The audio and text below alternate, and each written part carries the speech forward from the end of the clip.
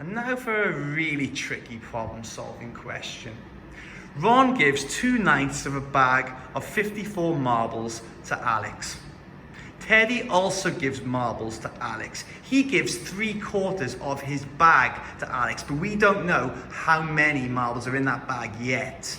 We do know that Ron gives Alex more marbles than Teddy does. So on that, how many marbles could Teddy have had to begin with? So there's going to be more than one possible answer to this. But the first thing I want to do is find out what is 2/9 of 54. That is the only clue so far that I can solve. So let's go over to the whiteboard. So we've got 2/9 of 54, and I'm only going to use abstract methods this time. I'm not going to use a bar model. So I see here 2/9 of 54. Like I said to you earlier, I always find the one or the unit fraction first. So 1/9.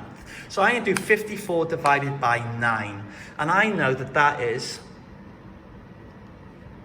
6. So 1/9 of 54 would be 6. So imagine all the marbles are sprayed out, and we have to put them into 9 piles. We find out how much is in each pile, and there would be 6 marbles in each pile. But this says 2/9 of 54. So instead of 1/9, it's 2/9. So I've got 2 6s, not 1 6. So 2 6s is 12. So far we know that Ron gave Alex 12 marbles.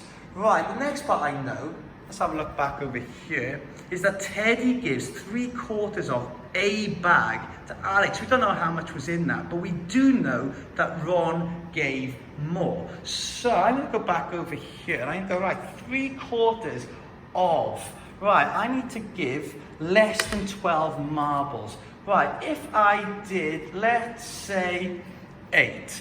Let's say the 3/4 of 8. Right, I know that 1/4 of 8 is 2. So 3/4 of 8 must be 6. So this is one possible solution, because 3/4 of 8 is 6. So in this instant, Ron gives Alex more marbles than Teddy. But it could be another example. Let's go with, right, I'm going to put 12 in this time. Imagine he had 12 marbles in his bag to begin with, and he gives 3/4 of them. Well, I know 3/4 of 12 is 9, because 1/4 is 3. And here, still, Ron has given more marbles to Alex than Teddy.